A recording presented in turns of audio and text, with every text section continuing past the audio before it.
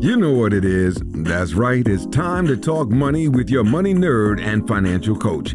Now, tighten those purse strings and open those ears. It's the Money Talk with Tiff podcast.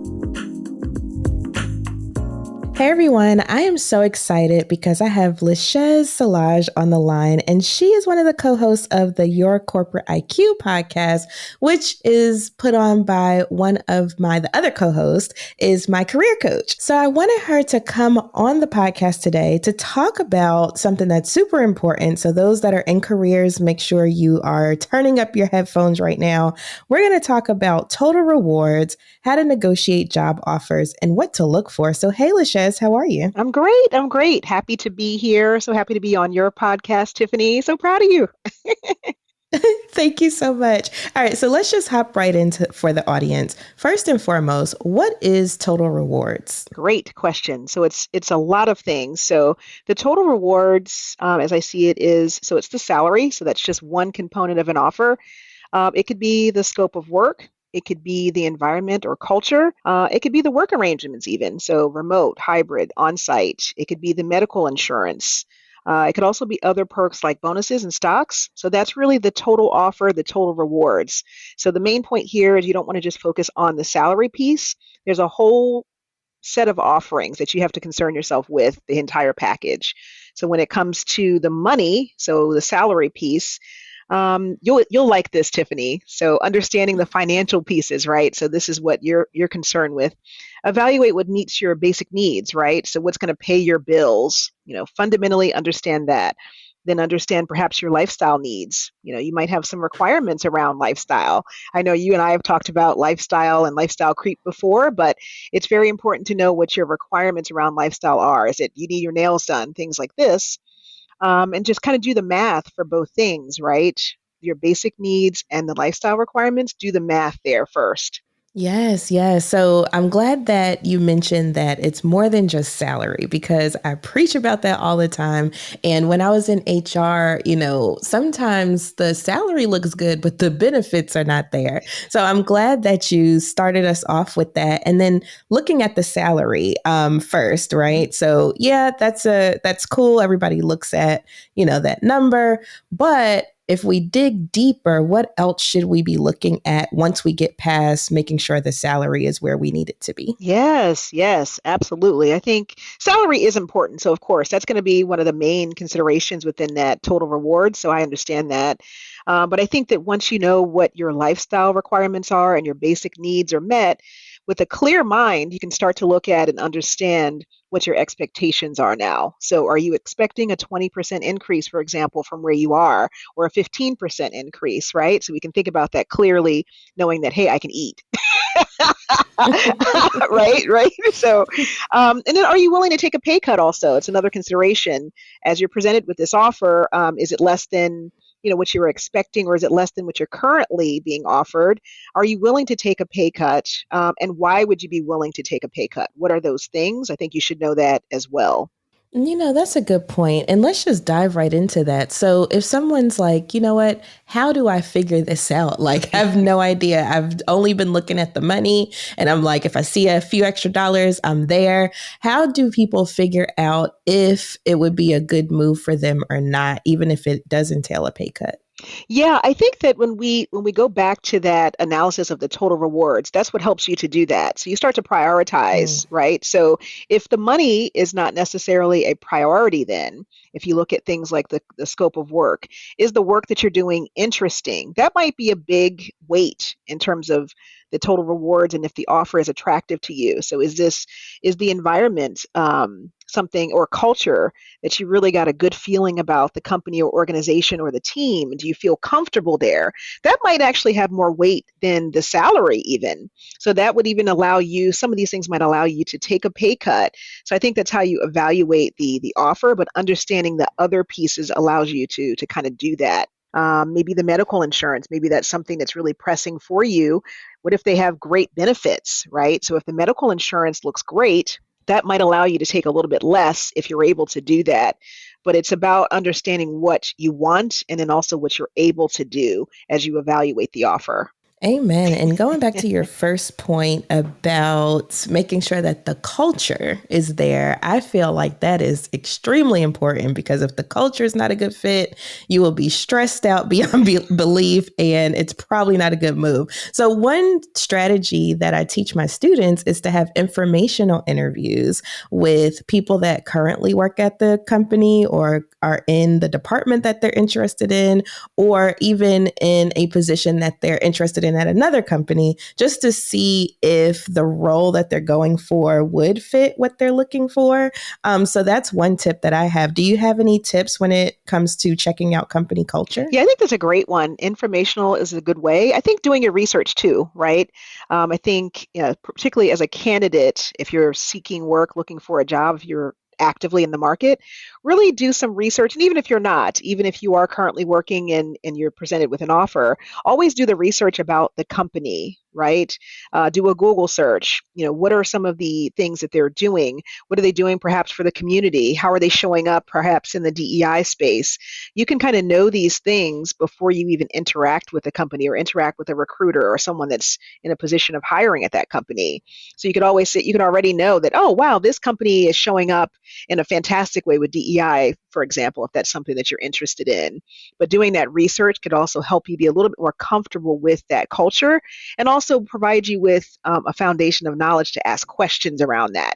So what is your presence in DEI? Do you have employee resource groups, things of that nature? You can start asking questions that allow you to understand a culture during the interview process so that at the end of the process, you're comfortable with the company. And then from an environment standpoint, really understanding what type of environments you thrive in is really important as well.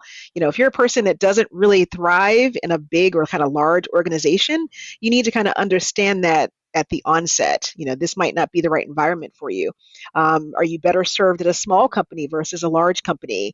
Is corporate really not a space for you? I think those are great things to understand at the beginning as well. Yes, I love that. Know thyself, y'all. And one thing that is really huge, I know with your co host and probably also with you, is the MBTI, so the Myers Briggs. So understanding like what your personality type is, and that way you can see, if you would be a good fit in certain situations. I know for me, in my corporate career, the best employers I had were small employers. It just felt like a family atmosphere. And I know some people are like, I don't want to call my coworkers family. But it really made the work more enjoyable for me. So I learned kind of early on that I really like the small companies and like the family atmosphere. So I'm glad that you mentioned that because it is something important to consider. So we've already talked about salary. We talked about culture. We talked about maybe medical and, benefits in that regard. What else should people think about that's part of the total rewards? Yes, absolutely. Something like work arrangements. So what I mean by that is remote, hybrid, and on-site. This is something that, in the pandemic here has increasingly been a concern or something that people really need to understand about themselves. So a lot of these companies, and I'll speak about the DC area, a lot of the large companies here have moved away from remote work. So I think that a lot of us are seeing that now. The opportunities to work remotely aren't necessarily there anymore. So really understanding that about yourself. What are your requirements there? I say that because let's say, for example, if a role is remote, you might be more flexible with some of the other components of the offer, right? So I know for me in particular, I can be a little bit more flexible if the role is remote. Whereas if I'm going on site, I'm looking for probably everything I was looking for, right? So there's less wiggle room when I have to drive into the company. Hybrid is a nice in between, right? You're going into the company, you're driving in there twice a week or 3 days a week. That's also something to consider. But I think it's as you evaluate and prioritize the total rewards, these things could be priorities or things that you're really concerned with as you evaluate the offer. I think other perks like bonuses and stocks, let's not forget about those other perks as well, outside of the salary and all these other things that we've talked about in medical. There could be some other perks that you're currently receiving. So let's say if you currently get a bonus in your current role or you get stocks.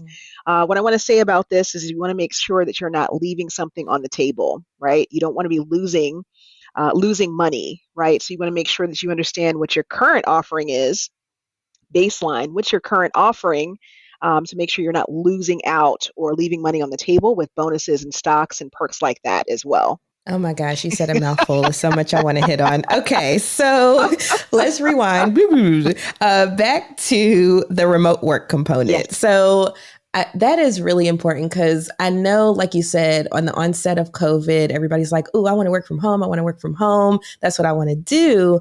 But I know, like, for instance, when I was in corporate prior to going full time as an entrepreneur, I enjoyed going to the office because it was like my getaway from home. Like, Yes. Yes. I can say I'm at work. I can cut off work when I come home. Those are some of the things that you have to take into consideration too.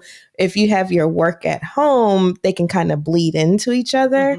And so for me, I really enjoyed going to the office and having my little space, and that was mine. And then once I was done with work, leaving it there and getting home. So I really enjoyed that. So I'm glad that you mentioned that. And then the other thing that you mentioned about the stock options and then also bonuses, this is something that doesn't really get a lot of chat, but it can be significant. Yes. Yes. Yes. I think as a recruiter, and certainly as an executive recruiter, I bump into this very often, right? So individuals that are receiving hefty stock allowances and hefty bonuses, and so those individuals oftentimes they knew exactly what their stock offering was, their allocation. They knew exactly what their bonuses were. They know the time of year that you're going to receive your bonus. So that even helps you to understand when you can start a position, right? So there's so much knowledge that you have to have before you even start to evaluate that offer. Where are you in that cycle? So if your bonus pays out in March, and this company needs you to start in January, there might be a problem there, right? So perhaps the solve would be I can start in March, right? Because you don't want to lose that bonus. So those are the things that you have to know, and that's back to the negotiation piece then. So it's okay, well, I can start my position in, the midpoint of March because you have to take that bonus into consideration because you don't want to lose money on the deal. Mm.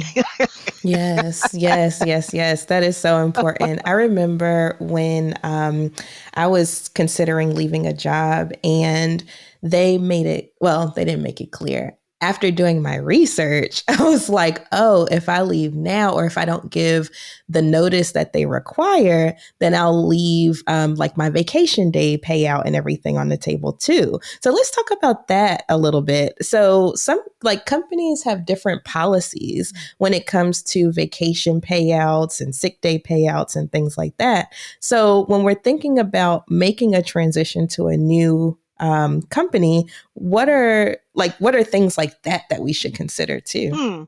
That's really a good one. I think it's so varied with that vacation payout. I think in my career, what I've seen most often is that, yeah, you are getting a vacation payout. If you have not used your vacation days, what I've seen as a standard is that you are being paid out those vacation days. So I really couldn't speak to like another policy. I think that's what I've seen the most.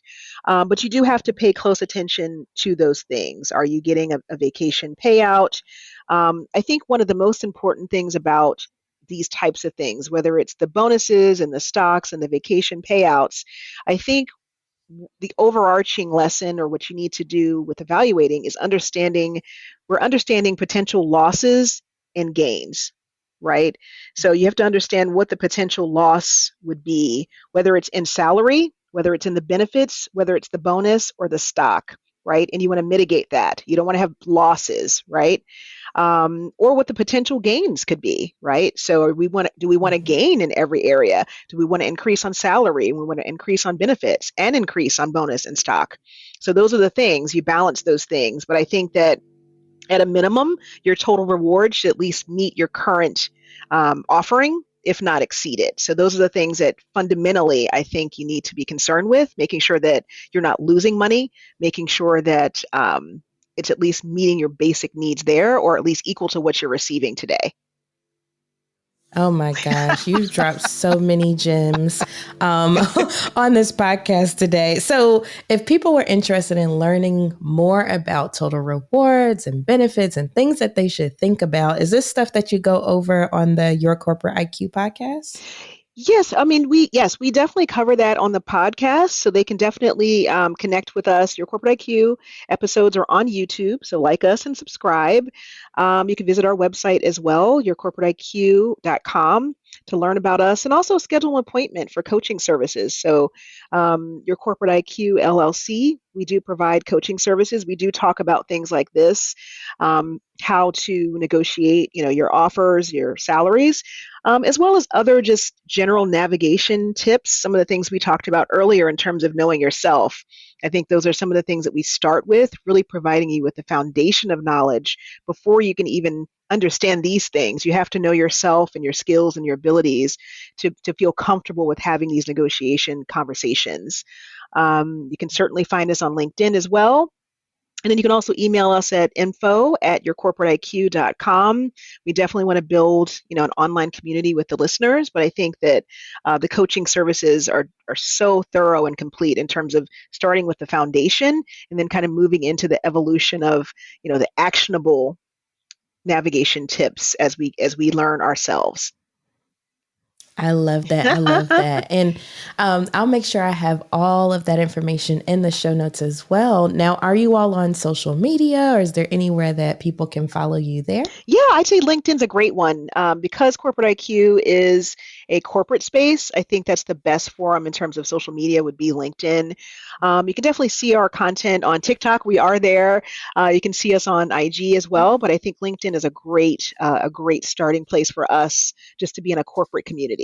Awesome. Awesome. I'll make sure I have all of that in the show notes, y'all. So if you didn't catch anything, definitely look there. Thank you so much, LeChez, for coming on the podcast and talking about total rewards, because I don't think we've ever talked about it. And you dropped so many gems. And I know we could talk for hours about this, but we can't give it all away for the people. So thank you so much. You're welcome. Happy to be here. I think this is a great topic. I think, like you said, it's not something that is talked about enough. Certainly with the bonuses, I think that piece and just the total rewards. You're not just evaluating a salary. I think there's not enough discussion, about that. So I appreciate you for doing this. Wonderful. Once again, wonderful. Thank you so much. All right. Thank you. Bye. Thank you for listening, joining, and being a part of the Money Talk with Tiff podcast this week. You can check Tiff out every Thursday for a new Money Talk podcast. But if you just can't wait until next week, you can listen to previous podcast episodes at moneytalkwitht.com or follow Tiff on all social media platforms at Money Talk with T. Until next time, spend wise by spending less than you make. A word to the money wise is always sufficient.